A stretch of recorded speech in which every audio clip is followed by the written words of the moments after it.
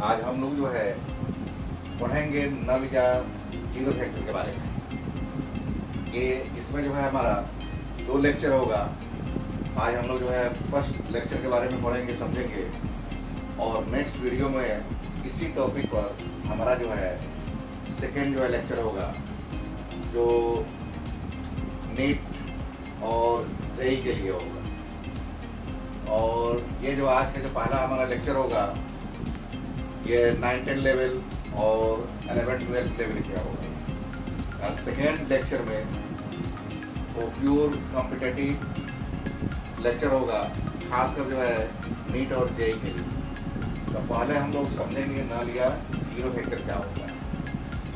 तो इसका पहले डिफिनेशन लिख लिया जाए कि a vector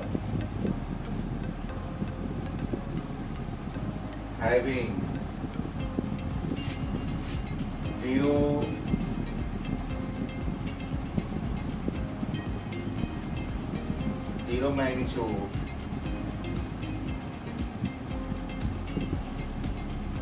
magnitude and indeterminate direction.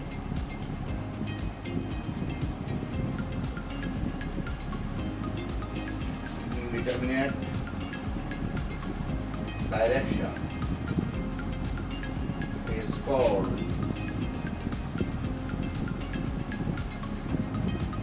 null or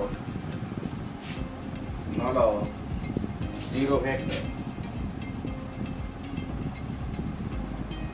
Zero vector. तो एक बार और हम बोल दे रहे हैं नल और जीरो वेक्टर का डिफिनेशन कि a vector having zero magnitude and indeterminate direction is called null और जीरो वेक्टर।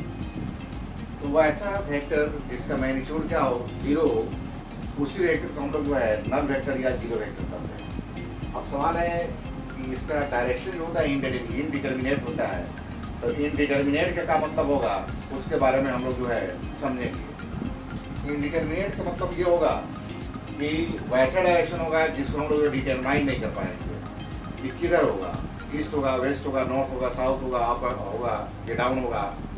मतलब कि वैसे डायरेक्शन जिसको हम लोग डिटरमाइन नहीं कर सके, उसी तरह के डायरेक्शन को हम लोग बोलते हैं इनडिटरमिनेट डायरेक्शन। यानी कि इस वेक्टर का कोई डिफिनिट और फिक्स जो है डायरेक्शन नहीं होता है। और इसको जो डिनोट किया जाता है उसको भी लिख लेंगे, it is denoted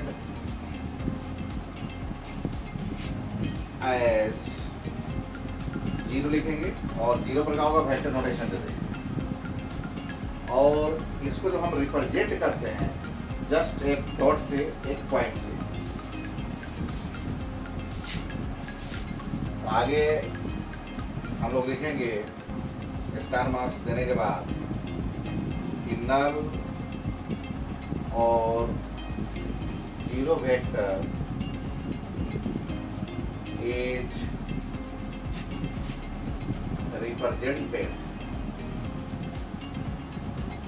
represented by a point as shown below.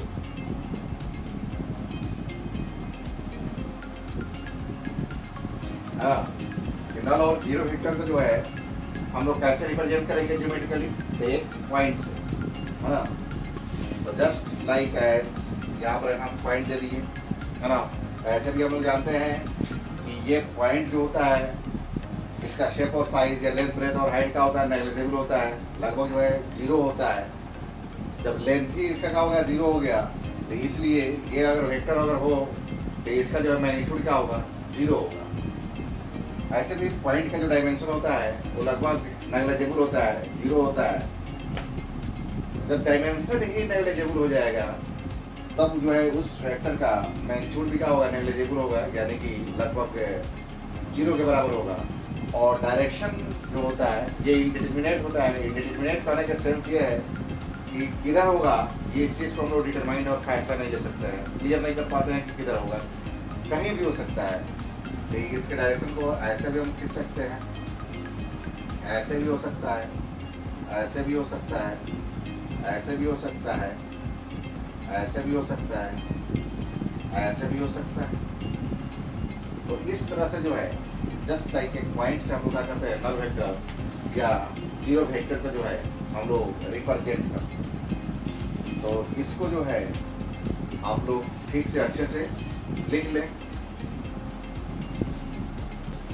अब आगे जो है हम लोग कुछ इम्पोर्टेंट एग्जाम्पल्स जो हैं नल वेक्टर का या जीरो वेक्टर का उसको देखेंगे, जो कि आगे जो है इसका बहुत ही ज़्यादा एप्लीकेशन है और आगे इससे हम लोग को बहुत बेनिफिट फ़ायदा मिलेगा। तो उस एग्जाम्पल को हम लोग देखते हैं। जैसे एग्जाम्पल नंबर 1 में अब जैसे कहा जाए कि displacement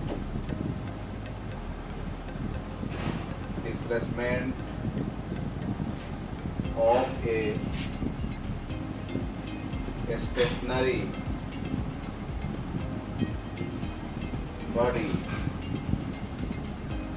displacement of a stationary body is a null or zero vector। हाँ, तो पहला एग्जाम्पल नहीं होगा displacement of a stationary body is a null और जीरो वेक्टर।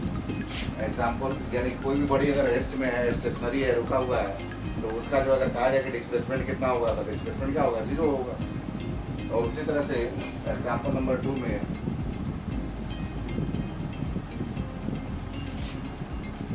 अब एक्सीलरेशन, अब कहा जाए कि कोई बॉडी जो है यूनिफॉर्मली मूव कर रहा है, यूनिफॉर्म मोशन में है, तो उस बॉडी का जो एक्सीलरेशन होगा क्या होगा, नल वेक्टर होगा या जीरो वेक्टर होगा, है ना। या कोई भी ऑब्जेक्ट है या कोई भी बॉडी है कांस्टेंट अगर वेलोसिटी से मूव कर रहा है, अगर वेलोसिटी उसका कांस्टेंट है यानी कोई एक डिफरेंट डायरेक्शन में मूव कर रहा है, एक फिक्स जो है स्पीड के साथ, फिक्स मैग्नीट्यूड के साथ, डिफरेंट मैग्नीट्यूड के साथ डिफरेंट डायरेक्शन में अगर मूव कर रहा है, तो उस ऑब्जेक्ट या उस बॉडी का जो एक्सीलरेशन होगा वो भी क्या होगा, जीरो होगा या एक नल वेक्टर होगा। तो उसको भी लिख ले कि acceleration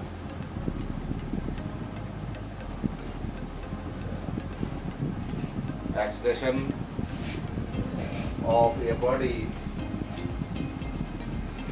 moving with acceleration of a body moving with constant velocity is a null or zero vector, है ना। तो पहला एग्जाम्पल यह है कि displacement of a stationary body is a null और जीरो वेक्टर। दूसरा एग्जाम्पल होगा acceleration of a body moving with constant velocity is a null और जीरो वेक्टर। अगर कोई ऑब्जेक्ट है, कोई बॉडी है, अगर कांस्टेंट वेलोसिटी के साथ मूव कर रहा है यानी कि वो यूनिफॉर्म अगर मोशन में है, तो उसका एक्सीलरेशन क्या होगा, जीरो होगा। दूसरा चीज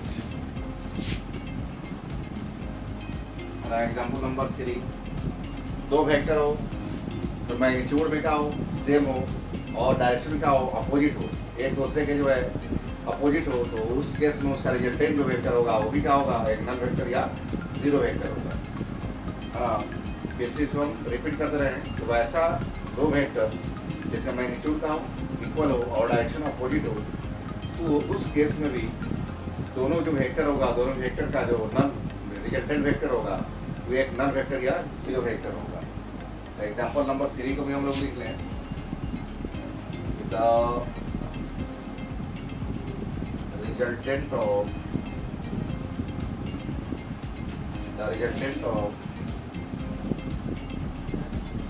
टू वेक्टर्स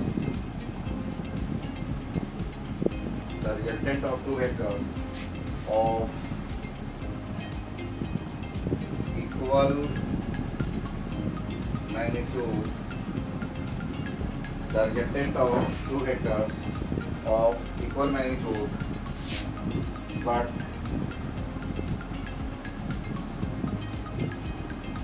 opposite direction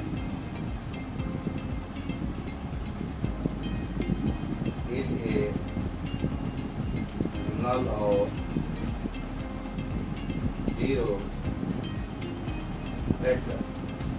तो तीसरा एग्जाम्पल ये है, the resultant of two vectors of equal magnitude but opposite direction is a null vector. यानी दो वेक्टर हो जिसका मैग्नीट्यूड का हो, सेम हो और डायरेक्शन अपोजिट हो, तो उस केस में दोनों वेक्टर का जो रिजल्टेंट होगा वो एक नल वेक्टर होगा या एक जीरो वेक्टर होगा।